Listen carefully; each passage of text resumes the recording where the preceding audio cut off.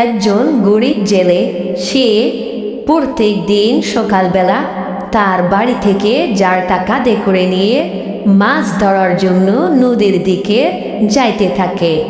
সে তার অভ্যাস অনুযায়ী তার জালটা কাঁধে করে নিয়ে সে হাঁটতে হাঁটতে তাদের গ্রাম পাড়ি দিয়ে অন্য একটা গ্রামে বড় একটা নদী ছিল।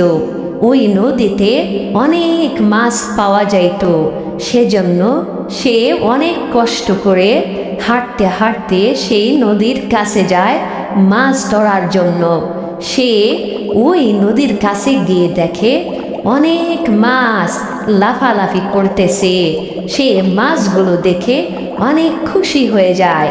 সে মনে মনে বলতে থাকে, আজ অনেক মাছ পাবো, আর এই মাছগুলো বাজারে নিয়ে বিক্রয় করে অনেক টাকা পাবো। সে এভাবে মনে মনে অনেক আনন্দিত হয়। তখনই সে তার নৌকাটাকে নিয়ে ওই নদীতে নেমে পড়ে মাছ ধরার জন্য। তার জালটা ওই নদীর মধ্যে ফেলে দেয় মাছ ধরার জন্য। তারপরে সে জালের মধ্যে দেখে অনেকগুলো মাছ বেঁধেছে। তখন সে মাছগুলো মাথায় করে নিয়ে আস্তে আস্তে করে হাঁটতে হাঁটতে তাদের গ্রামের সেই বাজারে চলে যায়, যেখানে এই মাছগুলো অনেক চড়া মূল্যে বিক্রয় করতে পারবে। সেজন্য সে মাথায় ঝাঁকা করে নিয়ে হাঁটতে হাঁটতে বাজারে গিয়ে মাছগুলো নিয়ে বসে থাকে। তখনই ওই রাজ্যের একজন উজির সে এসে মাছগুলো কেনার জন্য জেলের সঙ্গে দরদাম করতে থাকে। জেলেও খুব খুশি হয়ে ওই উজুরকে মাছগুলো দিয়ে দেয়। তারপরে সেই টাকাগুলো থলেতে করে নিয়ে আস্তে আস্তে করে হাঁটতে হাঁটতে সে তার বাজার থেকে বাড়ির দিকে চলে যায়। বাড়িতে গিয়ে সে তার ঘরে বসে খাবার খায়, কারণ সে অনেক ক্লান্ত হয়ে গিয়েছে। দিন ভরে অনেক কষ্ট করেছে, মাছ ধরে মাছ বিক্রয় করে সে অনেক ক্লান্ত হয়ে পড়েছে। এজন্য তার ঘরে এসে খাবার খেয়ে সে বিশ্রাম করে। তার ঘরেতে ছোট্ট একটা চৌকি ছিল। সেই চৌকির উপর একটা চাদর গায়ে দিয়ে সে শুয়ে পড়ে আর বলতে থাকে, এখন ঘুমিয়ে পড়ি, আগামীকাল সকালবেলা আবার ওখানে গিয়ে মাছ ধরে বাজারে বিক্রয় করব। এক গ্রামে গরিব এক হাদু মিয়া ছিল। হাদু মিয়া একদিন নদীর পাড়ে বসে বসে তার মনের কথাগুলো বলতে থাকে আর আফসোস করতে থাকে। হাই রে, আমার দুঃখ শোনার মতো কি কেউ নেই? আমাকে কি কেউ কোনো খাবার দিতে পারো? আমি খুবই ক্ষুধার্ত। আমার কথা শোনার মতো কি কেউ নেই? হাই রে পোড়া কপাল, হাই রে কি দুনিয়ায় আসলাম। পাশেই ওই ডোবা থেকে একটা ব্যাঙ ডাঙ্গায় উঠে ওই হাদু মিয়ার কথাগুলো শুনতে থাকে। ওই ব্যাঙটি সাধারণ কোনো ব্যাঙ ছিল না, সে ছিল মনের ইচ্ছা পূরণকারী ব্যাঙ। ব্যাঙটি হাদু মিয়ার ওই কথাগুলো শুনতে থাকে খুব মনোযোগ সহকারে।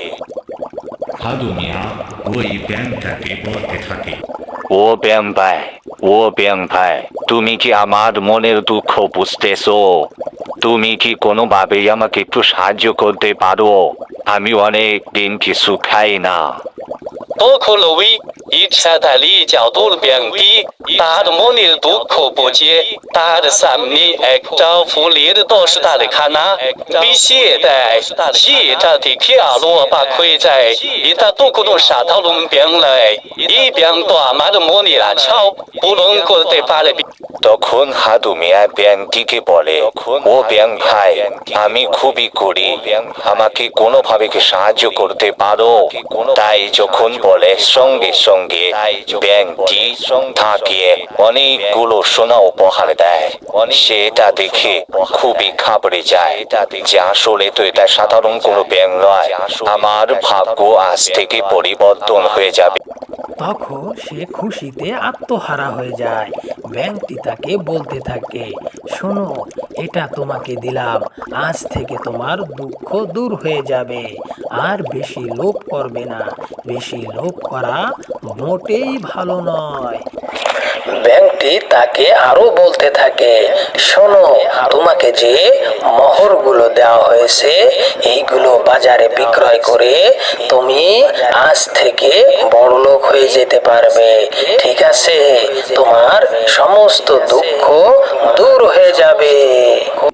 বন্ধুরা, আমাদের গল্পটি কেমন লেগেছে? ভালো লেগে থাকলে অবশ্যই আমাদের চ্যানেলটি সাবস্ক্রাইব করবে।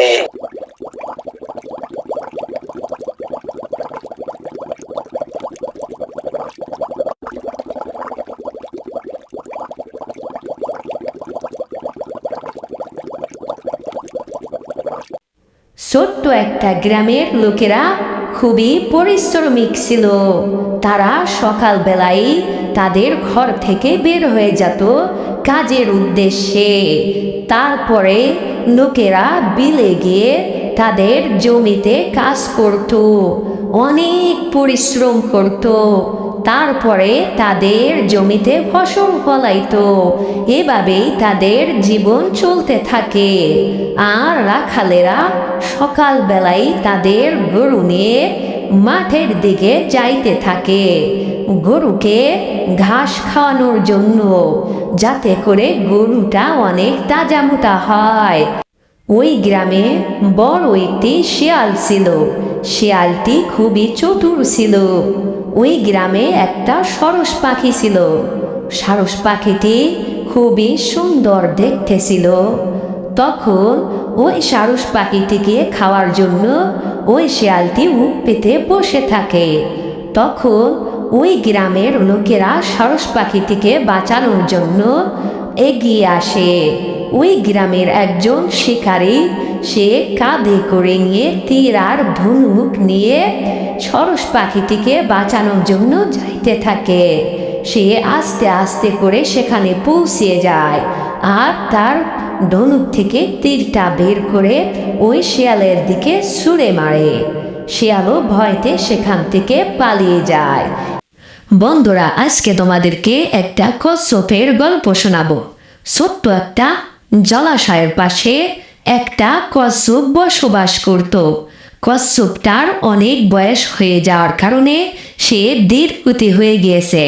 এখন আর আগের মতো শিকার ধরতে পারে না, আর খাইতেও পারে না। তাই সে হাঁটতে হাঁটতে জঙ্গল দিয়ে একটা জলাশয়ের কাছে যাইতে থাকে, যাতে করে সেখান থেকে মাছ ধরে সে খাইতে পারে। এই জন্য সে আস্তে আস্তে হাঁটতে হাঁটতে ওই জলাশয়ের কাছে পৌঁছে যায়। জলাশয়ের কাছে অনেক মাছ লাফালাফি করতেছিল। সেখানে একটা সারস পাখি থাকতো। ওই সারস পাখি ওখান থেকে মাছ ধরে ধরে খাইতো। এই দেখে কচ্ছপটি অবাক হয়ে যায়, এখানে এত মাছ আর আমি না খেয়ে আসি। তখন ওই কচ্ছপটি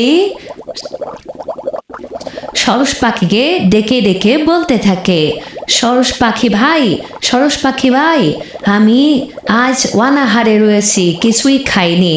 তুমি একটা মাছ আমাকে ধরে দাও, আমি অনেক দুর্বল হয়ে গেছি, আমি অসুস্থ, এখন আর আগের মতো শিকার ধরতে পারি না। তখন সরস পাখি বড় একটা মাছ কচ্ছপকে দিল। কচ্ছপটি খুবই খুশি হয়ে গেল। তারপর সরস পাখিটি সেখান থেকে উড়ে চলে গেল আর বলল, আজ থেকে এই জলাশয় তোমার, এখান থেকেই তুমি মাছ ধরে খাইবে।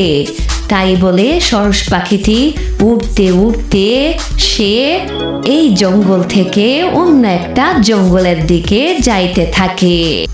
বন্ধুরা, আমাদের ভিডিওটি যদি ভালো লেগে থাকে অবশ্যই সাবস্ক্রাইব করে আমাদের সঙ্গে থাকবে, যাতে করে এরকম নতুন নতুন ভিডিও সবার আগে পৌঁছে যায় তোমাদের কাছে। ধন্যবাদ।